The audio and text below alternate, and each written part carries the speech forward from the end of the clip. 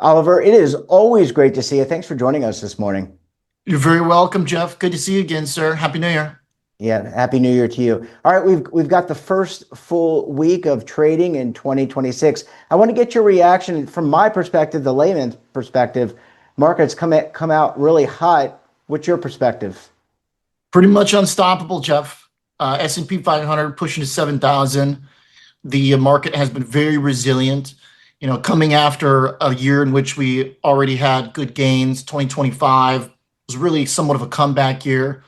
If you remember back in the spring with all the tariff stuff, things were getting kind of hectic in terms of the overall macro narrative. A lot of people were kind of, as always, writing very kind of doomy narratives about things. But in particular, 2025 was a very strong lesson in not overstretching one's political analytical abilities, one's geopolitical expertise, everything from terrible human events, wars around the world, things that have been going on, some new, some old, but really trying to project those onto a negative view for U.S. equities in particular, and world equities too, was just wrong.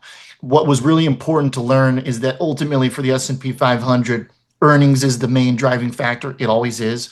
Earnings are the most correlated chart to the S&P 500 price chart, and valuations actually have not been that absurd. So there's plenty of reason when you've got lots of AI, tech still powering the market, when you have general risk on tone, a stable economy, people that are taking risk and taking their kind of livelihood into their own hands through investing. There's a whole story about AI and how that's pushed, I think, people into the investing world to be able to keep up. It's really been a case study in the success of capital markets, how our economy is supposed to work. And that's why we're at all-time highs, starting off this year fresh. There were a lot of fun nuances that I'd be happy to get into, I think, from the last year and currently. But the baseline is capital markets go up in price for the stocks that are traded inside those economies when the economy is stable and we're inventing good new stuff that people use. And that's what America does best. And that's what we're doing. As you said it perfectly. You mentioned artificial intelligence. This first week of trading, are there sectors that are really popping out to you? I mean, again, I don't want to put the cart Sure. before the horse. Semiconductors, We're thinking baby. about long-term investing, but what's stepping out for you? Semiconductors. It's the core, it's the center of basically where the growth is, where the innovation is.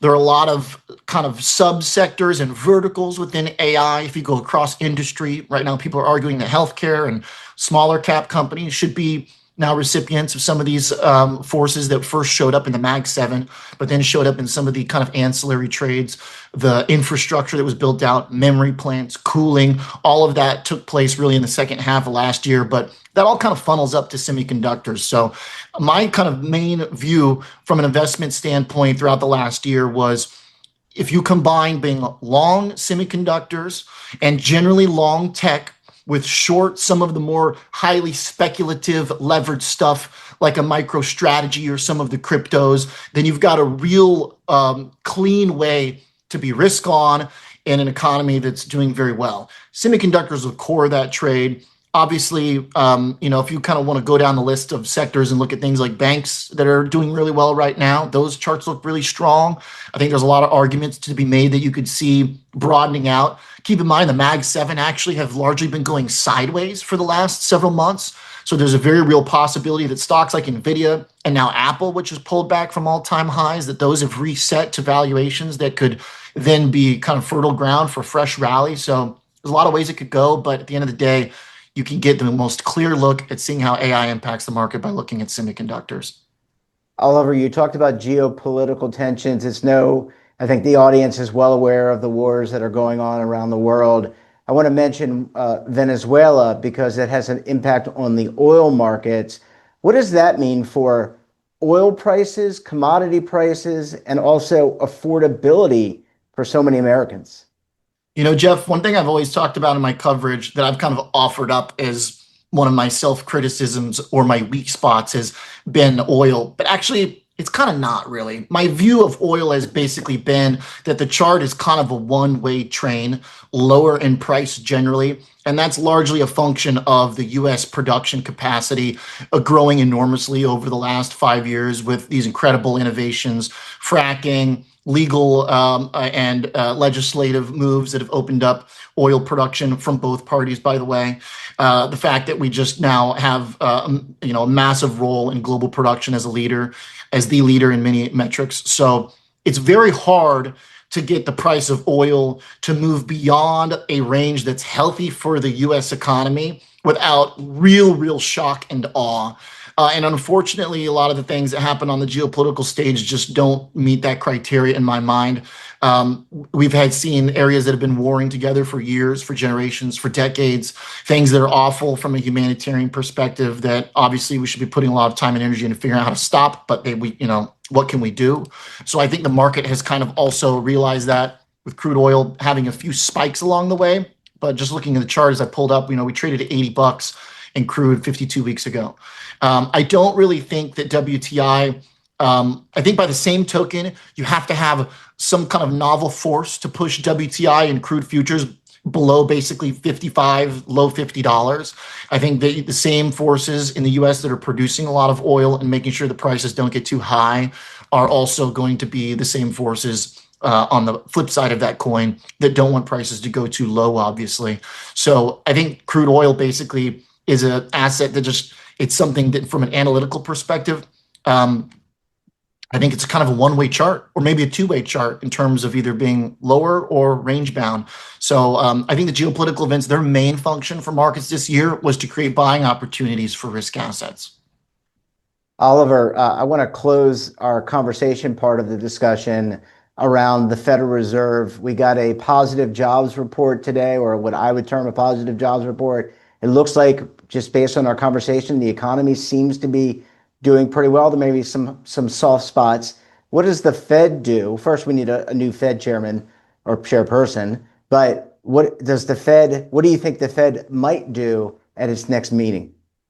Well, that subject is kind of rife with, I feel like that's actually a risk point.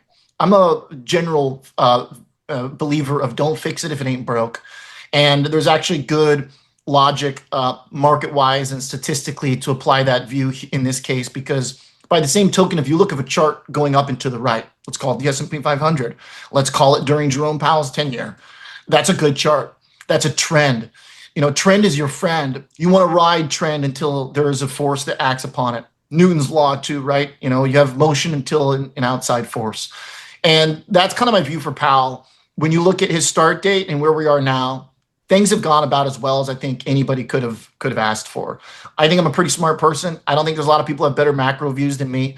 I would be happy to criticize, somebody if they weren't doing a good job. And over the course of my career, during Powell's tenure, there have been moments where I've said I think he could have done things differently or said things differently or had a better understanding maybe of how the yield curve works at different points. But there are all these people that have these criticisms with him that seem largely political in nature. And the fact of the matter is that when you look at the performance under his tenure, I think he's going to go down in history as one of the best Feds ever.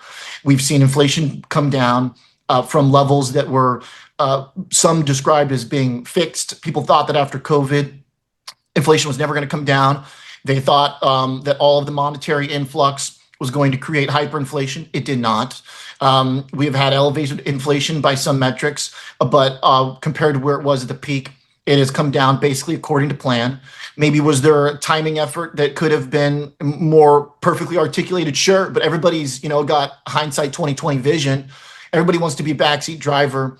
Unfortunately, I think that the timing of some of those shifts in inflation and some of the weak spots that we had in the economy, or the unknowns aligned with elections and political headwinds that were sort of out of Powell's control. And now I think that we're likely to replace him just because too much has been said and too much political energy and credibility has been spent criticizing him now that there's, it feels like we have to replace him. Like you said, we need to. In my mind, I look at the results, we don't need to. We're at all-time highs in the S&P 500. The United States took a massive leapfrog over the rest of the world during COVID. That's the reality of it. some of that has started to equalize a little bit. If you look at in the past year and a half, how international stocks did have some moments of outperformance against the U.S., but by all measures, our economy is number one. We have widened the gap against our peers like China. So, job well done, basically. And I think there's a real risk to fixing something if it ain't broke. And I think that biggest risk is that if you bring in a Fed chair who's just going to start cutting rates because it looks good on the surface to meet some political need, there's a high likelihood then that the bond market will react in a way that they don't expect. A lot of people think you cut rates, yields go down.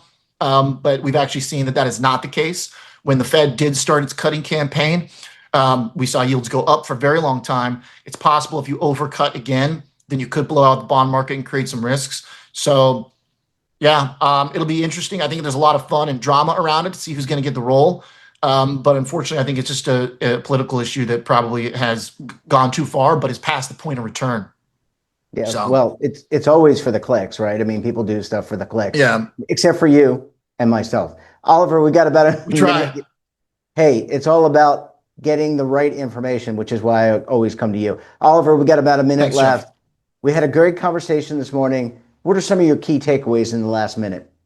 Takeaways for last year and this year are don't fade semiconductors and tech until you have very clear technical reason on the charts to do so.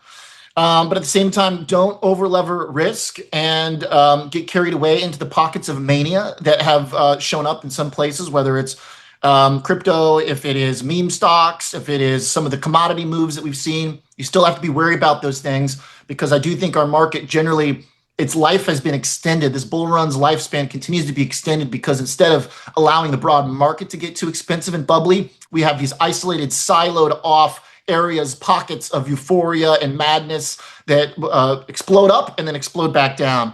So as long as you dodge those potholes along the way, I think that price is king right now. The chart suggests we could keep going. The economy suggests there's still stability in it. But I do worry that tampering with policy making in the Fed could potentially be, one threat to that in 2026. Well, 1 week of full week of trading down, Oliver. Great to see you. Thank you, Excellent Jeff. analysis. And we look forward to having you back again very soon, my friend. Thank you, Jeff. Well, thanks for watching. And don't forget, we're back again tomorrow morning with another great expert and another great topic. You can tune in right here Monday through Sunday at 7:30 a.m. Eastern Time. And don't forget to subscribe to our daily newsletter, The Morning Pulse, for all the news in one place, delivered directly to your email box. Check it out at our website.